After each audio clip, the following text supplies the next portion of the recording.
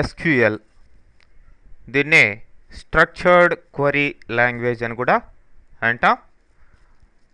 మరి ఈ structured query language అనేది అన్ని రిలేషనల్ డేటాబేస్ మేనేజ్మెంట్ సిస్టమ్స్కి ఒక స్టాండర్డ్ అన్నమాట, స్టాండర్డ్ లాంగ్వేజ్. అంటే ఆర్డీబీఎంఎస్ ఏదైనా కావచ్చు, అంటే ఆర్డీబీఎంఎస్ అయినా మైఎస్క్యూఎల్, అరాకిల్, ఇన్ఫోమిక్స్, సైబేస్, ఎంఎస్ యాక్సెస్, ఏ సాఫ్ట్వేర్ అయినా కావచ్చు, దానికి కంపల్సరీగా ఏముంటుంది, ఆ యొక్క సాఫ్ట్వేర్కి ఎస్క్యూఎల్ లాంగ్వేజ్ అనేది ఉంటుంది. ఎందుకంటే ఈఎఫ్ కార్డ్ రిలేషనల్ మోడల్లో, అంటే ఈఎఫ్ కార్డ్ ఆర్డీబీఎంఎస్ని చెప్పినప్పుడే, ఒక ఆర్డీబీఎంఎస్ రూల్స్ని డిఫైన్ చేసినప్పుడే ఇక్కడ కంపల్సరీగా ఆర్డీబీఎంఎస్ సాఫ్ట్వేర్స్కి ఎస్క్యూఎల్ లాంగ్వేజ్ ఉండాలి, ఒక స్టాండర్డ్ లాంగ్వేజ్ ఉండాలి అని చెప్పడం జరిగింది. మరి అదే స్ట్రక్చర్డ్ క్వరీ లాంగ్వేజ్. ఏ సాఫ్ట్వేర్ అయినా కావచ్చు, ఆర్డీబీఎంఎస్ సాఫ్ట్వేరు, వాటిల్లో ఖచ్చితంగా ఈ యొక్క ఎస్క్యూఎల్ లాంగ్వేజ్ అనేది ఉంటుంది. ఆల్మోస్ట్ అన్ని ఆర్డీబీఎంఎస్ల్లో కూడా ఈ యొక్క ఎస్క్యూఎల్ లాంగ్వేజ్లో కమాండ్స్ సిమిలర్గా ఉంటాయి, చిన్న చిన్న మోడిఫికేషన్స్ తప్ప ఆల్మోస్ట్ ఒకటేగా ఉంటాయన్నమాట. మరి ఈ ఎస్క్యూఎల్ లాంగ్వేజ్ ద్వారానే మనం ఒక డేటాబేస్ స్ట్రక్చర్ని క్రియేట్ చేయడం, లేదంటే ఇంకా చెప్పాలంటే డేటాబేస్ స్కీమాలో ఉండే ఆబ్జెక్ట్స్ని క్రియేట్ చేయడం, వాటిల్లోకి డేటాని స్టోర్ చేయడం, ఆ యొక్క డేటాని మ్యానిపులేట్ చేయడం, మేనేజ్ చేయడం, సెక్యూరిటీ పెట్టడం అంతా కూడా మనం చేయడం జరుగుతుంది. మరి ఈ యొక్క ఎస్క్యూఎల్లో ఉండే స్టేట్మెంట్స్ని లేదంటే కమాండ్స్ని మనం మెయిన్గా 4 రకాలుగా డివైడ్ చేయొచ్చు. వాటినే ఎస్క్యూఎల్ సబ్ లాంగ్వేజెస్గా మనం చెప్తాం. డేటా డెఫినేషన్ లాంగ్వేజ్, డిడిఎల్ అంటాం షార్ట్ ఫామ్లో. అట్లనే డేటా మ్యానిపులేషన్ లాంగ్వేజ్, డిఎంఎల్ అంటాం షార్ట్ ఫామ్లో. అట్లనే transaction control language, TCL, and data control language, DCL. ఇట్లా ఎస్క్యూఎల్లో ఉండే కమాండ్స్ అన్నిటిని కూడా మనం ఈ విధంగా సబ్ లాంగ్వేజెస్గా కేటగరైజ్ చేయడం జరిగింది. మరి డేటా డెఫినేషన్ లాంగ్వేజ్లో ఉండే కమాండ్స్ ద్వారా మనం ఏం చేయొచ్చు అంటే డేటాబేస్లో ఉండే స్కీమా ఆబ్జెక్ట్స్ని క్రియేట్ చేయొచ్చు, వాటి యొక్క డెఫినేషన్ని క్రియేట్ చేయొచ్చు. ఇక్కడ స్కీమా ఆబ్జెక్ట్స్ అంటే టేబుల్సు, సినానిమ్సు, వ్యూసు, ఇండెక్సెస్, ఇట్లాంటి వాటిలన్నిటిని ఎలా క్రియేట్ చేయాలి అనేది ఈ క్రియేట్ అనే కమాండ్ ద్వారా చేయడం జరుగుతుంది. అంటే ఇక్కడ క్రియేట్ అని సింపుల్గా ఇవ్వడం జరిగింది. క్రియేట్ మళ్ళీ రకరకాలుగా ఉంటుంది. Create database, create table, create synonym, ఇట్లా రకరకాలుగా క్రియేట్ టేబుల్ ఉంటుంది. అట్లనే ఆ యొక్క డెఫినేషన్ని ఆల్టర్ చేయాలి, మార్పులు చేయాలి అనుకుంటే, మాడిఫై చేయాలి అనుకుంటే ఆ యొక్క స్ట్రక్చర్ని ఆల్టర్ కమాండ్ని యూజ్ చేయడం జరుగుతుంది. వద్దు అనుకుంటే, అంటే ఆ యొక్క స్కీమా ఆబ్జెక్ట్ మీకు ఇక వద్దు అనుకుంటే తీసేసేయడం, రిమూవ్ చేసేయడం, దాన్ని డ్రాప్ అనే కమాండ్ ద్వారా చేయడం జరుగుతుంది. అట్లనే మిగతా కమాండ్స్ కూడా ఉంటాయన్నమాట దానికి రిలేటెడ్గా. రీనేమ్ చేయడం, అట్లనే డేటాని ట్రంకేట్ చేయడం, వీటిలంతా కూడా మనం నెక్స్ట్ కమింగ్ సెక్షన్స్లో ఎలా చేయాలి, ఎలా ఈ కమాండ్స్ని వాడాలి అనేది చూస్తాం. మొత్తానికి ఈ యొక్క ఆబ్జెక్ట్స్ని స్టార్టింగ్లో వాటి యొక్క స్ట్రక్చర్ని ఎలా క్రియేట్ చేయాలి, మాడిఫై చేయాలి, వద్దనుకుంటే ఎలా డ్రాప్ చేయాలి అనేది డేటా డెఫినేషన్ లాంగ్వేజ్ డిడిఎల్ ద్వారా చేయడం జరుగుతుంది. Next data manipulation language. దీని ద్వారా డేటాని మ్యానిపులేట్ చేయడం జరుగుతుంది. అంటే for example data definition language ద్వారా ఒక టేబుల్ని క్రియేట్ చేసాం.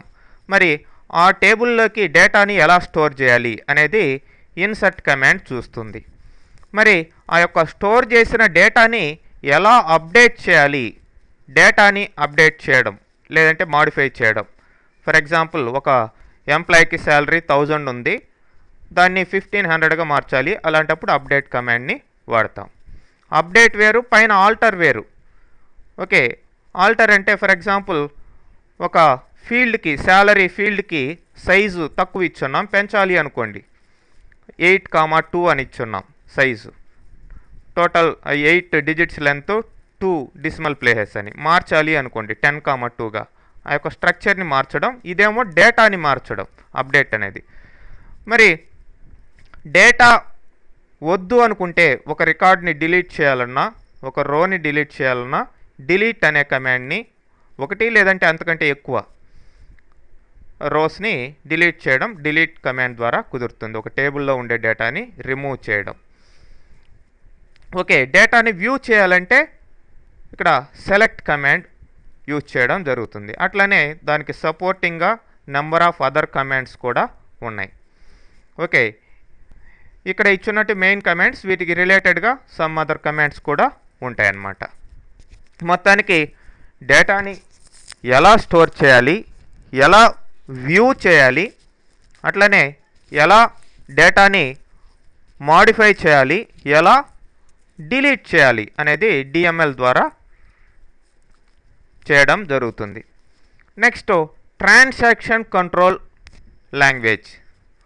ట్రాన్సాక్షన్స్ అంటే డేటాని స్టోర్ చేయడం, ఇన్సర్ట్ చేయడం, డేటాని మాడిఫై చేయడం, డేటాని డిలీట్ చేయడం, వీటిని ట్రాన్సాక్షన్స్ అంటాం.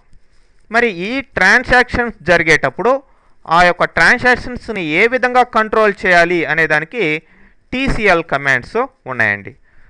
మీరు చేస్తున్న ఆ యొక్క ట్రాన్సాక్షన్స్ని కమిట్ ద్వారా డేటాబేస్లోకి పర్మనెంట్గా స్టోర్ చేయొచ్చు.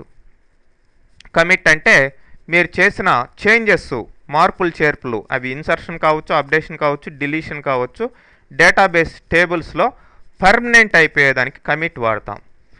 ట్రాన్సాక్షన్స్ కమిట్ అయ్యేదానికి కమిట్ కమాండ్ వాడతాం అన్నమాట. అంటే కంప్లీట్గా టెంపరవరీ మెమొరీలో ఉన్న వాటిని పర్మనెంట్గా డిస్క్లోకి స్టోర్ అయ్యేదానికి కమిట్ వాడతాం. Roll back. రోల్ బ్యాక్ అంటే మీరు చేసిన లాస్ట్ ట్రాన్సాక్షన్స్ని, లాస్ట్ కమిట్ తర్వాత చేసిన ట్రాన్సాక్షన్స్ని రోల్ బ్యాక్ అంటే వెనక్కి తీసుకునేసేయడం, అంటే క్యాన్సిల్ చేయడం. ఫర్ ఎగ్జాంపుల్ పొరపాటున ఒక రికార్డ్ని డిలీట్ చేసాం, రోల్ బ్యాక్ అంటే ఆ యొక్క రికార్డు మళ్ళీ అన్డిలీట్ అయిపోతుంది అన్నమాట. అట్లనే ఒక రికార్డ్ని ఇన్సర్ట్ చేసాం, రోల్ బ్యాక్ అంటే ఇన్సర్ట్ కాకుండా మళ్ళీ బ్యాక్కి వచ్చేస్తుంది. అట్లనే ఆ యొక్క ట్రాన్సాక్షన్స్కి పాయింట్స్, సేవింగ్ పాయింట్స్ క్రియేట్ చేయడం, ఇట్లాంటివంతా కూడా టీసీఎల్ ద్వారా చేయడం జరుగుతుంది. Next data control language. ఇక్కడ యూజర్స్కి ప్రివిలేజెస్ని గ్రాంట్ చేయడం, పర్మిషన్స్ ఇవ్వడం ఎలా, ఒక పర్టికులర్ ఆబ్జెక్ట్ మీద పర్మిషన్స్ ఇవ్వడం ఎలా అనేది గ్రాంట్ కమాండ్ ద్వారా చేయడం జరుగుతుంది. రీవోక్ అంటే ఇచ్చిన పర్మిషన్స్ని వెనక్కి తీసుకునేయడం, అంటే క్యాన్సిల్ చేసేయడం. ఇట్లా డీసీఎల్ ద్వారా గ్రాంటింగ్ పర్మిషన్స్ అంటే ఒక యూజర్, ఫర్ ఎగ్జాంపుల్ XYZ అనే యూజర్ ఉంది. ఆ యొక్క XYZ అనే యూజర్కి ఒక టేబుల్, ఎంప్లాయీ టేబుల్ మీద ఎలాంటి పర్మిషన్లు ఇవ్వాలి. ఫర్ ఎగ్జాంపుల్ ఎంప్లాయీ టేబుల్లో డేటాని స్టోర్ చేయొచ్చు, అట్లనే డేటాని ఇన్సర్ట్ చేయొచ్చు, డేటాని అప్డేట్ చేయొచ్చు అనే 3 పర్మిషన్లు ఇవ్వాలి అనుకోండి. ఆ యొక్క పర్మిషన్స్ని ఇక్కడ ప్రివిలేజెస్ అంటాం. ఆ ప్రివిలేజెస్ని గ్రాంట్ అనే కమాండ్ ద్వారా ఆ యొక్క XYZ యూజర్కి ఇవ్వచ్చు. అప్పుడే ఆ యొక్క ఎంప్లాయీ టేబుల్లో ఆ యొక్క ఇన్సర్షను, ఆ యొక్క అప్డేషను, డిలీషన్ అవంతా ఆ యొక్క XYZ యూజర్ ఎంప్లాయీ టేబుల్లో చేయగలుగుతుంది. రీవోక్ ఇచ్చిన పర్మిషన్ని వెనక్కి తీసుకునేయడం, అంటే ఇంతకు ముందర ఆ యొక్క ఎంప్లాయీ టేబుల్లోకి ఇచ్చిన పర్మిషన్స్ని ఆ యూజర్కి రీవోక్ చేసామంటే మళ్ళీ దాంట్లో ఆ ఎంప్లాయీ టేబుల్లో ఆ యొక్క యూజర్ ఆపరేట్ చేయడం కుదరదు. ఇట్లా మనం ఈ యొక్క SQL సబ్ లాంగ్వేజెస్ ద్వారా మనం మెయిన్గా, అంటే ఇక్కడ ఇచ్చిన రకరకాల కమాండ్సే కాకుండా మిగతా కమాండ్స్ కూడా ఉన్నాయి, వాటి ద్వారా మనం ఈ యొక్క డేటాబేస్ మేనేజ్మెంట్ అనేది చేయడం జరుగుతుంది. నెక్స్ట్ సెషన్లో మనం 1 by 1 కమాండ్స్ని చూద్దాం నెక్స్ట్ సెషన్స్ నుంచి. ఓకే, స్టెప్ బై స్టెప్ ఒక్కొక్క కమాండ్ని ఎలా ఆపరేట్ చేయాలి అనేది చూద్దాం.